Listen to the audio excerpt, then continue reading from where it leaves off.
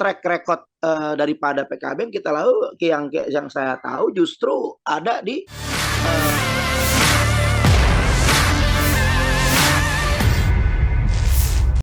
Di tengah memanasnya suhu politik Indonesia jelang Pilpres 2024, sejumlah golongan mulai angkat bicara soal keberpihakan dukungan. Salah satunya datang dari Presidium Alumni 212 atau PA 212. Diwakili Wasekjen PA 212 Novel Bamukmin, pihaknya melayangkan kritik keras kepada Anies Baswedan usai menggandeng Ketua PKB Muhaimin Iskandar atau Caimin sebagai cawapres. Seakan menyebut Anies Baswedan berkhianat. Ia meminta agar capres Nasdem itu tidak lupa dengan perjalanannya hingga sampai di posisinya sekarang. Novel menyebut Anies bisa menjadi calon presiden tidak lepas dari peran PA 212 yang mendulang suara pada pemilihan Gubernur DKI Jakarta beberapa tahun silam. Bertolak belakang dengan nafas perjuangan PA 212, Novel menyebut Caimin bukan sosok yang tepat untuk mendampingi Anies Baswedan. Pasalnya, kata Novel, Caimin punya rekam jejak yang buruk. Salah satunya soal dugaan adanya kudeta pada Gus Dur. Caimin juga dinilai tidak punya visi misi yang sejalan dengan PA 212 terkait memberantas penistaan agama. Kata Novel, Caimin tidak pernah ada di barisan yang menentang penista agama, termasuk kaitannya dengan partainya PKB. Novel menyebut PKB sebagai basis berkarya Caimin tidak bisa lepas dari Nahdlatul Ulama. Nah, Nahdlatul Ulama pun disebut tidak pernah terlibat dalam poros perjuangan PA 212 selama ini. Padahal kata dia, NU seharusnya ada di garda terdepan saat pergerakan menentang penistaan agama dijalankan. Di beberapa media tersiar kabar memang saya pribadi sampai saat ini menimbang dan memutuskan masih keberatan dengan Anies dipasangkan dengan Muhaimin Iskandar. Karena kita punya beberapa catatan, saya punya beberapa catatan yang memang sangat bersinggungan keras latar belakang Muhaimin, begitu juga dengan latar belakang partainya yang memang nggak sejalan dengan apa yang kita perjuangkan, gitu. Jadi memang kita melihat 2019 kemudian pada saat itu memang bukan dari gerbong kita, memang bukan dari apa yang kita perjuangkan, karena kita melihat sangat-sangat berseberangan dengan perjuangan kita. Sementara kemarin kita berjuang sampai saat ini untuk melawan daripada tindakan-tindakan penista agama, gitu. Penistaan agama, dan itu sangat fatal gitu. Apalagi kita melihat ini PKB kan basis massa Islam, boleh dikatakan basis massa NU yang justru diakui atau tidak, yang saya tahu bahwa PKB ini anak tunggal daripada Nahdlatul Ulama.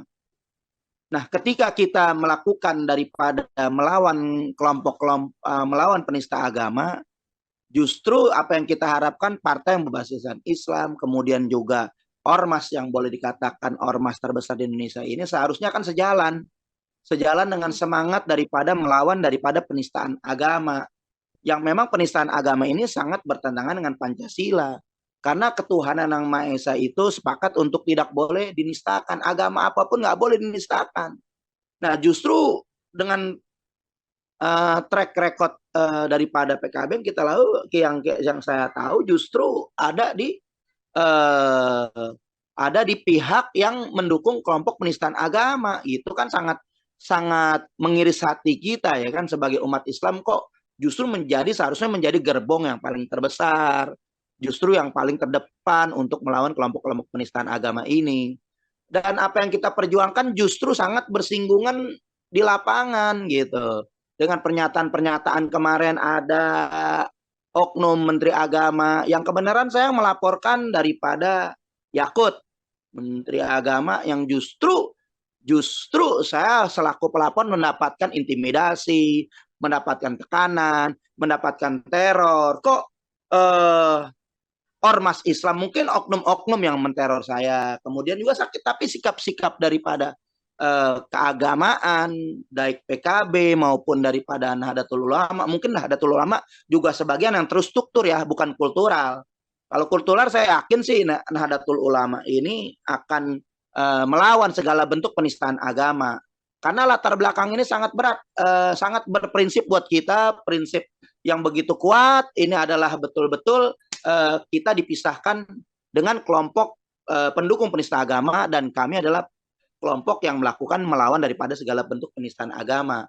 Maka kita melihat justru sangat berseberangan dengan kita. Tapi kan kita juga melihat justru itu keberatan saya dengan banyak berbagai macam catatan. Justru kita ingin melawan korupsi. Justru pihak-pihak yang boleh dikatakan dekat daripada kekuasaan sampai saat ini tidak ada tindakan tegas itu, karena kan boleh dikatakan Cak Imin banyak dugaan tersangka sebagai pelaku yang melakukan korupsi, baik yang korupsi yang berkaitan dengan TKI maupun yang isu yang sangat berat itu, isu-isu yang sangat berat itulah kardus durian. Nah, kita ingin juga pemimpin yang betul-betul clear gitu, bersih daripada tindakan-tindakan seperti itu. Begitu juga kita mau melihat ya, saya juga mau melihat latar belakang itu, dan harus bisa kita, memang terjadi pro kontra di antara kita, terjadi pro kontra. Yang pasti keputusan nanti sebenarnya boleh dikatakan masih jauh ya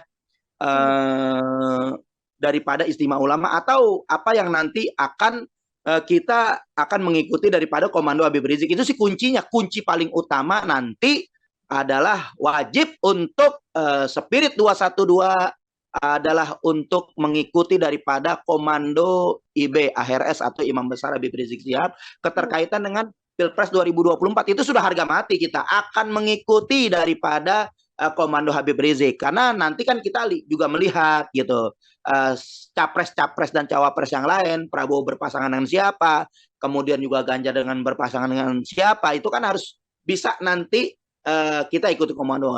Apa yang saya sampaikan masih pendapat pribadi, dan saya tidak mendukung satu manapun dan tidak menolak satu manapun, cuman akan saya beberkan track record latar belakang daripada Cak Imin ini. Itu hak saya untuk bersuara, dan saya sampai saat ini tegaskan saya nggak mendukung dan tidak menolak daripada apa yang ada terjadi sampai saat ini. Artinya saya tetap harus mengikuti daripada Komando Habib Rizik. Itu aja sih prinsipnya. Nah, kalau kita melihat sisi positifnya, kalau saya pribadi, jadi ada lihat sisi positifnya. Ini bagus sebenarnya, bagus. Kalau memang Cak Imin ini punya komitmen, dan nanti juga akan diminta fakta integritas gitu, MOU, kalau memang mau bersama dengan kita, kemudian juga Pak Anies juga mau datang kepada kita, karena kita harus juga minta kejelasan kepada Anies Baswedan gitu, karena kita juga akan menjelaskan kepada Anies Baswedan, walaupun Anies kemarin sempat datang di pernikahan Putri Habib Rizik, itu belum ada sikap politik apapun, hanya mengapresiasi